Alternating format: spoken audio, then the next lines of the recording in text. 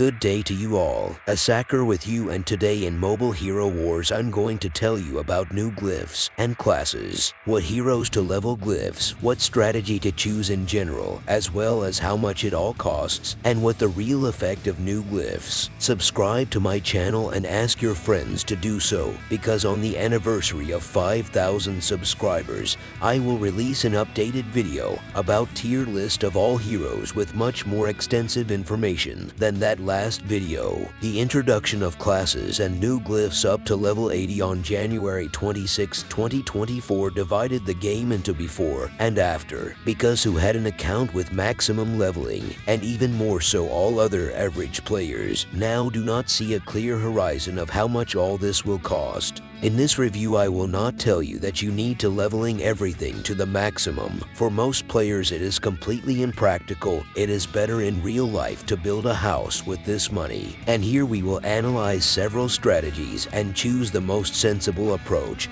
and the most suitable heroes for it. We'll also deal with the new mechanics, compare the effectiveness of glyphs to skins, and figure out what to do with all of this, but let's talk about it all in order. First, let's deal with what happened. The most important news is that developers have increased the maximum level of each glyph in all heroes to level 80. In front of you is a table showing the values of all glyphs upgrades starting at level 40 and ending at max level. The gains between these values were also significant when compared to skins. The new glyphs, particularly for health, armor, magic defense, physical and magic attack, armor penetration, and magic armor penetration came about 85% closer to skins in terms of their numerical values. Glyphs of the base characteristics strength, agility, or intelligence give an increase of even more than the base skin by 5%. Dodge and critical attack chance glyphs give a 3% more boost than full-fledged skins for the same stats. Thus, you can theorize that if you leveled the hero with all glyphs from level 40 to level 80, this act of character improvement equates to the same as if you had fully leveled almost 5 skins. The gain in absolute values is extremely clear, especially for those characters who already have 5 skins available, with Skin Plus in particular. But back to the math. Developers have moved all the resources associated with leveling glyphs levels into a single one called Rune Stone. The mechanics of leveling glyphs up to level 40 remain the same. You can level them the same way as before, but only with a new pooled resource. It is not possible to level the character's glyphs up to level 80 at once, because before that you need to improve the character class he is in. It is possible to accomplish this for a new currency, Rune Spheres. They are obtained for the activity in the guild. All clansmen need to gain 75,000 asset, and for this each will receive 50 units of the new resource. Thus, to open access to any character to at least 45 glyphs levels, and to open the first level of the character class to which he belongs, you need 20 days in a row the whole guild to score 75,000 asset points. In addition to guild activity, developers have already offered us a temporary event 2 times in which Rune Spheres do accumulate much faster. However, this event is very expensive, and without financial investment to pass it and get a lot of Rune Spheres is not possible, and few people will agree to it if they decide to hold it, for example, every month. We are already amazed at the scale of how expensive Rune Spheres are compared to any other resource in our game, and that is why the value of glyphs after level 40 increases exponentially. It is extremely important to properly distribute their leveling.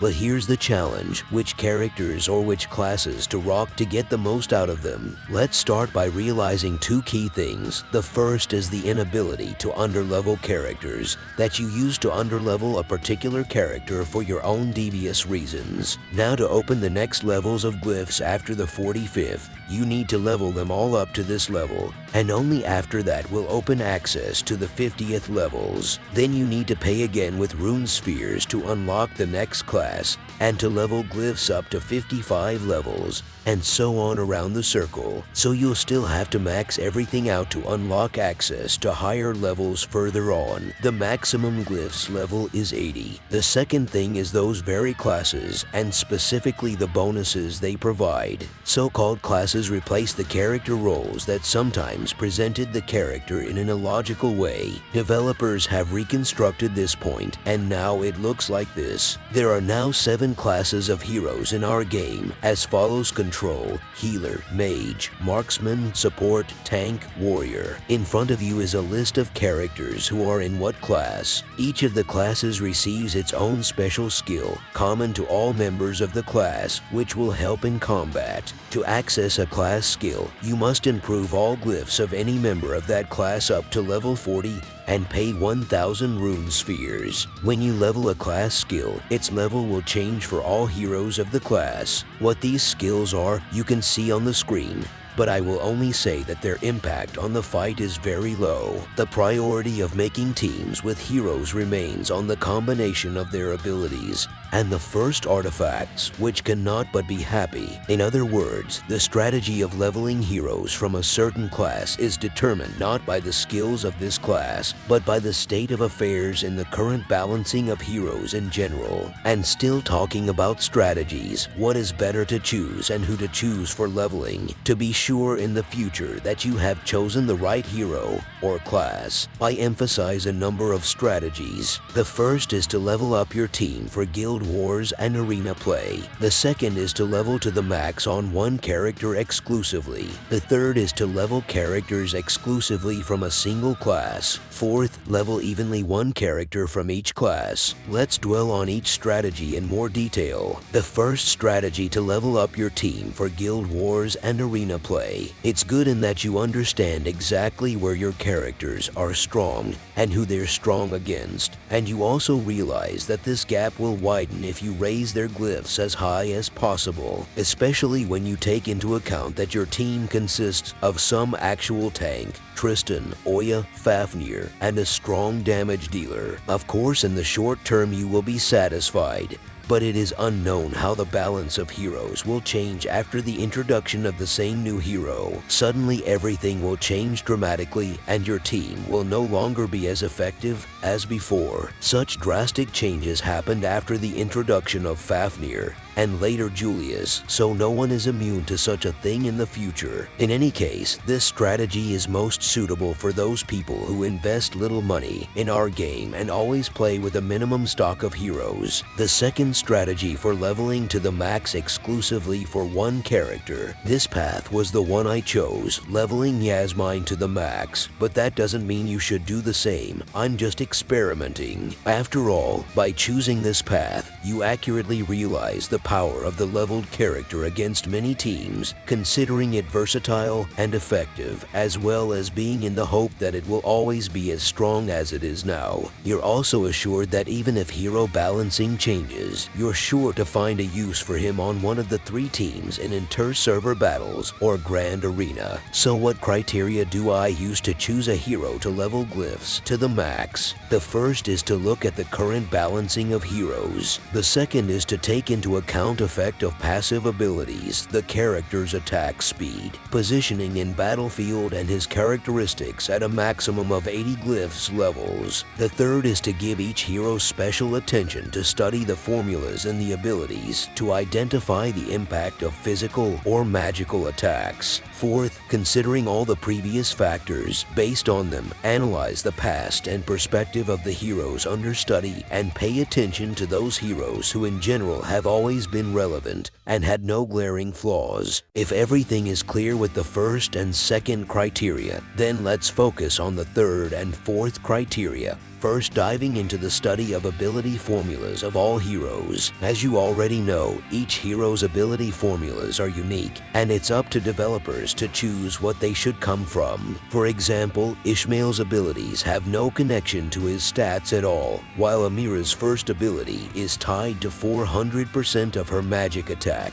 and the last one to 800%. In that case, leveling glyphs to max for both of these characters will have different effects. For Ishmael, his survivability and ability to deal as much damage as possible is important, and for Amira, it's about time and safety to use all her skills. But I don't think any of you will argue that 400% or more magic or physical attack in formulas is a great deal, and the greater the percentage of any characteristic of the hero is sewn into his abilities, the more influence glyphs will have. In front of you is a tier list in which characters are arranged according to the influence of glyphs on their abilities. The best characters here are Amira, Julius, Oya, Phobos, and Rufus, but that doesn't mean that all the other heroes lower down the table aren't as good as them, and that they aren't worthy of glyphs leveling. They are good in their own way, because here is a table of the perfection of their ability formulas, without taking into account their passive skills without dependence on physical or magical attack, and also from health of the characters, but after all, they too contribute their influence in one way or another. But purely technically, leveling glyphs to the max for heroes with higher scores in the formulas will reveal their potential more clearly then. For example, the same Ishmael, whose abilities will not improve in any way, but will improve only offensive potential. And at the same time, it's scary to imagine how much damage with max glyphs out Oya will do with ultimate, which is calculated from 500% of her physical attack. Also, if we talk about heroes that have been relevant for a long time and are still used in different teams, they won't get worse with glyphs, even with a small impact of their ability formulas on indicators of damage, healing, and so on. After all, their defensive and offensive potentials will still improve. Among such characters from timeless classics, I can mention Astaroth, Georgian, Nebula, Faceless, and Envari. From damage dealers, I can name the same Yasmine and Kayla. But be careful, developers are aware that they are very popular, and in order to maintain the balance, these characters will definitely lose their relevance by introducing counter heroes against them. A third strategy for leveling characters exclusively from one class. It is based on the fact that you choose a priority class and level all heroes from it. In terms of class skill improvement, this is the apogee of the implementation of this feature, and each of your, for example, warrior, regardless of being on one team or another, will always get the maximum bonus, and the whole team from this class will look especially powerful in such a case. Objectively, the most attractive right now are the warriors. They have Galahad as a tank and lots of meta damage dealers as well as penetrators. Their aggressive potential is so high that they don't need a healer or a support hero. On the other hand, there's nothing stopping you from putting it in place of a single warrior. This strategy of leveling characters is good in the current balance, but no one is immune to the fact that, for example, in a year from now, heroes from the control class will not rule the world. Crafty developers' plans are the only significant disadvantage of this approach. Fourth strategy to evenly level one character from each class. It is the complete opposite of the past approach. The most important advantage of this strategy is the fact that you will have all class abilities of all heroes in our game working for you. In other words, this approach can be called diversification, and it is carried out in order to minimize risks against the background of inevitable changes in the balance of heroes. For example, it is now clearly seen that warriors have a big advantage over all other classes due to extremely strong characters in their own class, and we can probably assume that in the near future they will be equalized in power so that the other classes can play successfully and not fall behind in versatility. Adhering to this strategy, you do not risk anything because your characters cover all available classes in the game and are in demand not only in them, but also in any other teams. The main thing is to level strong heroes. So what kind of heroes to level up? If we follow this strategy, I would look to Amira, Julius, Oya, and Phobos because of their versatility and excellent scores on ability formulas. I would also add Heidi, Aiden, and Dante to that list as the most promising characters from their class. And I can't help but talk about Nebula, even though we've already chosen a hero from support support class, namely Amira. After all, by improving Nebula's physical attack, you directly increase magic and physical attack of almost any damage dealer. Here's my personal top 8 heroes that I'll be leveling glyphs sooner or later. And if we're talking about physical damage dealers separately, I'll say again that Yasmine and Kayla are the most attractive right now. Of the magic damage dealers, Iris. Here are all my basic thoughts on classes and glyphs. Maybe after a while after leveling the same warriors my opinion will change, and then I will record a new separate video on the same topic.